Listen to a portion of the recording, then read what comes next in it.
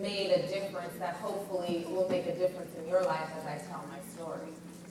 So what I'd like to do is tell you a little bit about where I'm from so that you can see that we aren't that far apart, even though you see me in front of the screen and movies and TV and magazine covers. When I tell you my story, I think that many of you will find, hopefully you'll find a way to connect to my story and be inspired. So, I was born in Brooklyn, New York. And anybody from Brooklyn? All right. No, you ain't no problem. Anybody from the East Coast? So I was born in Brooklyn. My parents divorced when I was 2 years old.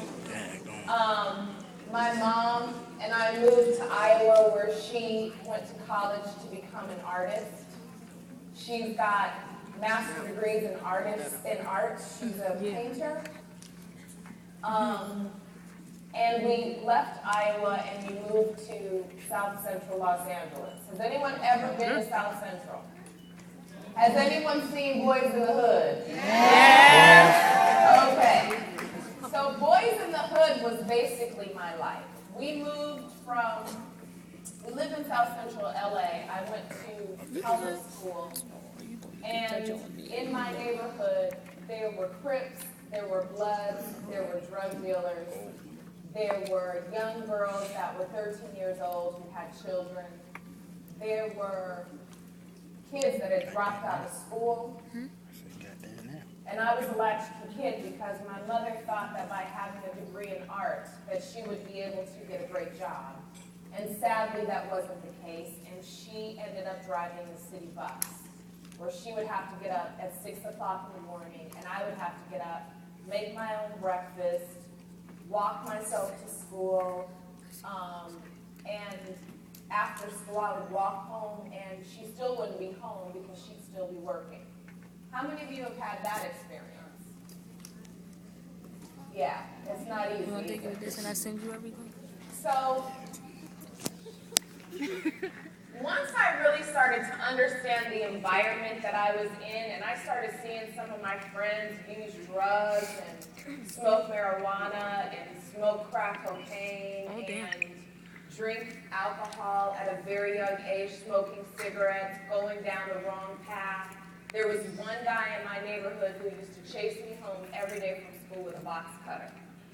And I was so afraid that I never actually told anyone. I would just deal with it. And that was my first experience with bullying. How many of you have ever had the feeling of being bullied in this room?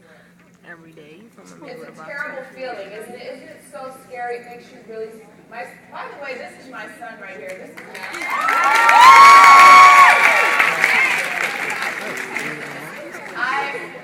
somebody bullied you, baby? Okay, all right, we'll talk about that. We'll talk about that after. I experienced bullying. I experienced being violated on many levels. I experienced being violated sexually. I was, on a date and someone did something to me that I didn't want them to do.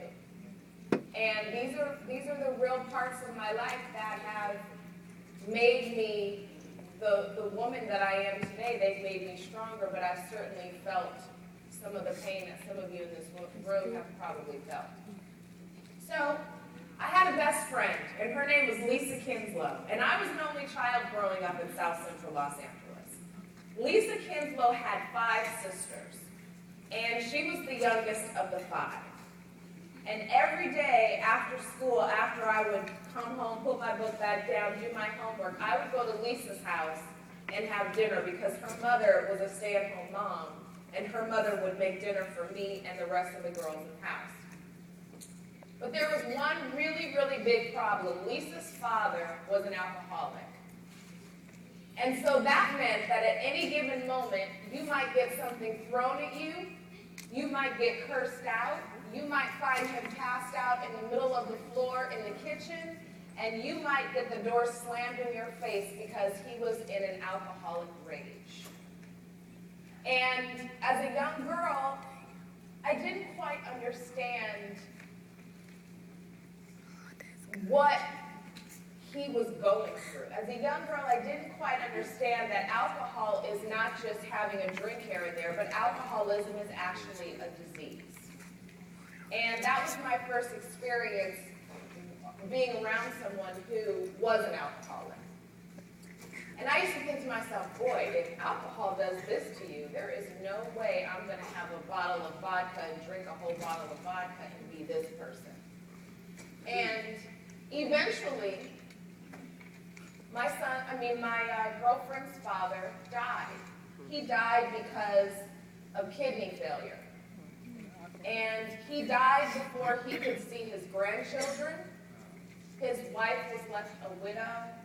He never got to see his girls graduate from college because he drank himself to death. So I want to say to all of you, I know that many of you have probably been in environments where alcoholism plays a very important role in what the circumstances are. I want to say to all of you that you have a choice. You have a choice that when someone says, hey, you want to go out and get drunk? Hey, you want to go out and try this new syrup or whatever it is that is hot right now? I don't even know, but whatever it is, you have a choice to say no when someone offers you something that's going to take you off of your path. Now, many of us have come into this world under circumstances that we didn't choose. Maybe we had a parent that wasn't there for us, a father, a mother, a grandparent. Maybe we were homeless. Maybe we didn't have a place to live. Maybe we didn't have running hot water. Maybe we didn't make the right choice at a certain time in our lives, and it's caused us to have to be in a center where we have to learn to correct our behavior and take responsibility for our actions. Whatever the circumstance is, there is a thing called right now. And in the right now moment, you can turn anything around. Right now, in this very moment, you can turn anything in your life around. And one of the things that you can do, because I know when I was younger, people would come and talk and I'd say, okay, I hear all that, but how do I actually make some things great in my life happen for me? How do I manifest greatness in my life? So I'm going to continue my story and hopefully you'll understand how that worked for me. So by the time I was 13 years old, I watched my mother go from driving a city bus to having to be on welfare because she didn't have enough money with her salary to pay the rent, pay the bills, and make sure that I had the essentials that I needed to wake up every morning, go to school, have clean clothes. She wasn't making enough money. So she had to, at one point, she was on welfare, which is help from the state. And we had food stamps, and because she was a vegetarian, she didn't eat the cheese, but we had the cheese too. Anybody in here have government cheese? Don't be shy, because those are the best grilled cheese sandwiches. Only you. So, I say all of that to say that I've experienced those things. I know what it's like to be at the register at the grocery store and have to pull out food stamps and be embarrassed. It can be embarrassing, right? A little bit? But here's the thing. In the right now moment, those circumstances don't have to define your entire life. So by the time I was 13, I ended up taking an acting class by another girlfriend of mine. I don't know if you guys, I know you guys know her. Her name's Regina King. So Regina King and I went to high school together. And she was taking acting classes, and she invited me to an acting class. And I said, sure, I'll come. So I went to this acting class. And from that moment on, I was younger. I was about 9 years old when I took my first acting class. And for me, it was really love at first sight. And from that moment on, I worked really hard. It was as if I had blinders on, and all I could see ahead of me was that bright light that was going to make my future. If you guys I want you guys to all turn around really quick. Can't do it. You see that bright light? Mm-hmm. That's your future. That light can either be on or off.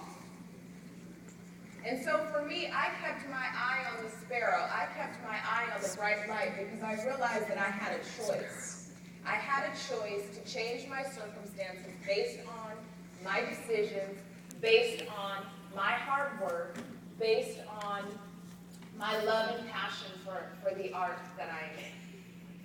And what does that mean for me? That meant that on the weekends, I didn't get to hang out on the corner and ride my bike. That meant that I was in acting class. That meant that I didn't get to talk on the phone all night long because I had to study lines for my audition. That meant that I didn't get to necessarily go and just, hang out at the mall or I really didn't get to do very much of anything except go to school, get good grades, make sure I helped my mom, and on the weekends, go and take my acting classes. Because the only way that you get great at something is by hard work.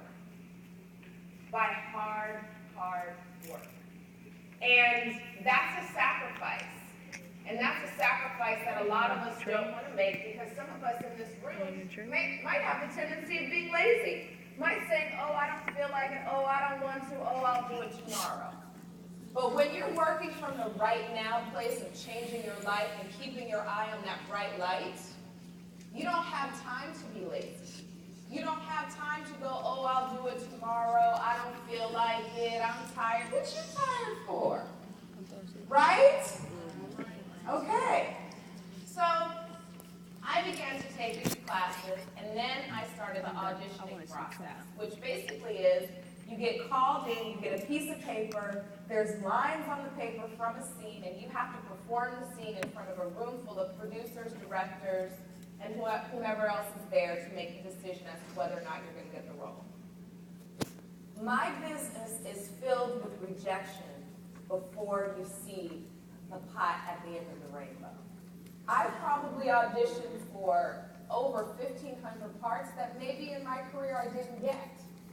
So this isn't a thing where you just walk in the room and go, hi, I'm Nia Long, and read my lines and I get the job, and then, a couple years later I become famous. That's not what my life has been. My life has been a series of struggles, a series of working super duper hard, a series of sacrifices for my children and for my family. Because in my mind, my family is just as important as my career.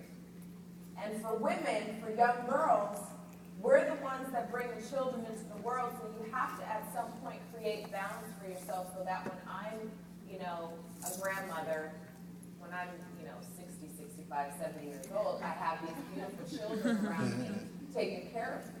Because I don't plan on being a grandmother anytime soon.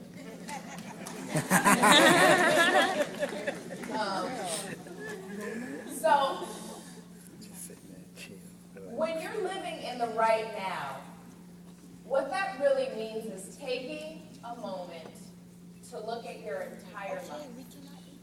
Taking a moment to look at where you live, what you eat, who your friends are, who's important to you, and it also means, most importantly, taking a look at the things in your life that are not positive.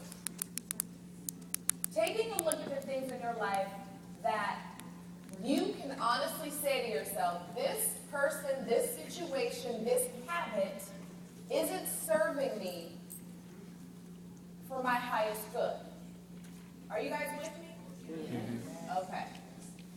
So that's really the beginning to living in the right now. That's really in the beginning to turning around. That's really what's the start of